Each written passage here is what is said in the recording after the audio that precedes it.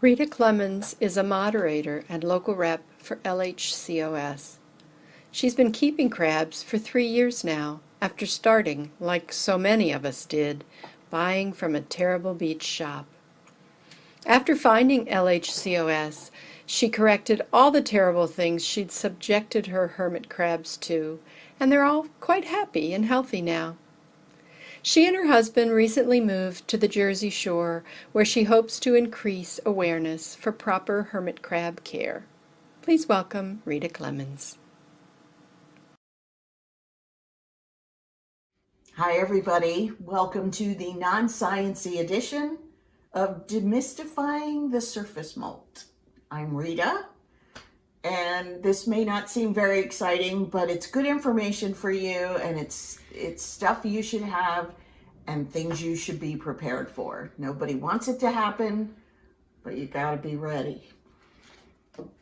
Let's go. So if you're new to hermit crabs and you keep hearing this word molt and you're wondering what's going on, molting is just a process by which the hermit crab either grows or can regenerate a limb that might have been lost. Ideally, in the wild or in a well set up tank, they're going to go under the sub to do that. They've had plenty to eat and they're good to go. They go underneath. Some of you're shaking your head. You're like, yeah, they just disappear for weeks and months. Sometimes, if they're new crabs to you, you know when you bought your crabs and you brought them home and you had all good intentions and the store said, oh, all they need are these creepy little pellets to eat, maybe a piece of lettuce from time to time. Fine. Okay, that's what I'll do. Then we do a little research and we find out those pellets are the devil and they have to stop eating them. So we stop eating them, hormones kick in, things happen, and all of a sudden your crab needs to molt. But he's not really ready to do all the digging and go down, so here he is on the surface. So let's talk a little bit about what happens when they decide they have to molt on the surface. It's not an emergency. It's something you should be on the lookout for or be careful of. But it's not an emergency, and we're going to help to get you prepared in case it does happen to you. So when a crab molts from basically his waist up, including all of his body, his head, his walking legs, and his pinchers, all of that hard exo comes off, and they're left with this vulnerable little baby skin sort of stuff going on. So you come to your tank one day and you look inside and you see what looks like your crab dead on the surface sitting outside the shell. You freak out. Don't freak out, first of all. Open the tank, go wash your hands, come back and pick up the shell that you see there. Flip it and look inside. Do you see anything? No.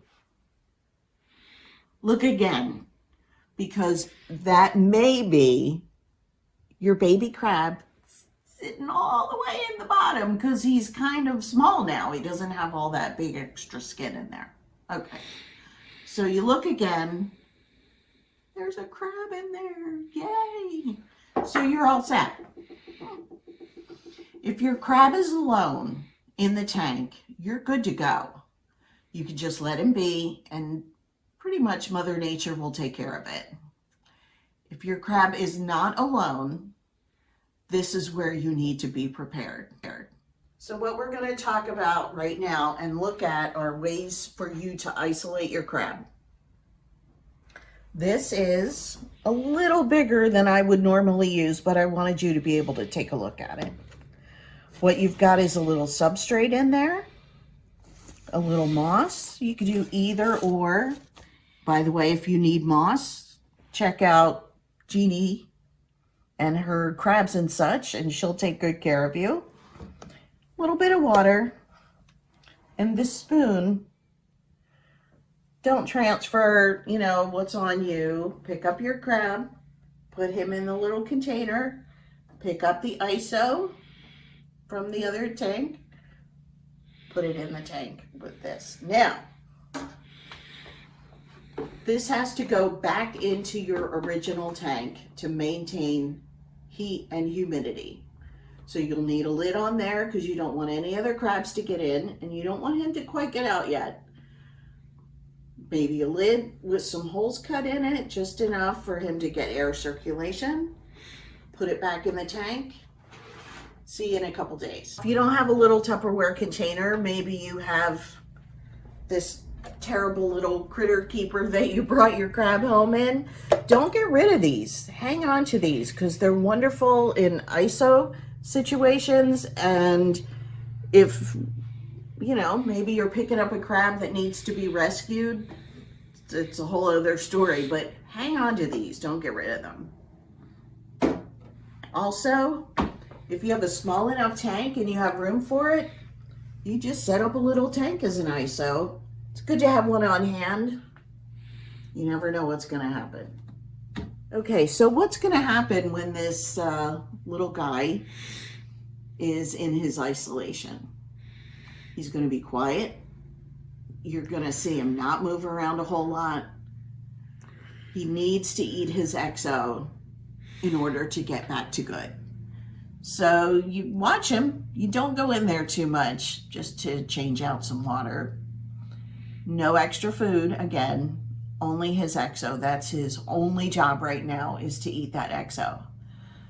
So you can watch him. It's kind of fun to watch them eat. We know that. He needs to eat about 75% of that XO to get back to good.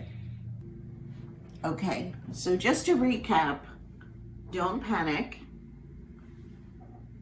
Look in the shell, deep, deep in the shell. Make sure, because he's in there, he's hiding. ISO, couple of days, XO gone. Watch him when you put him back. Most importantly, be prepared, don't be scared.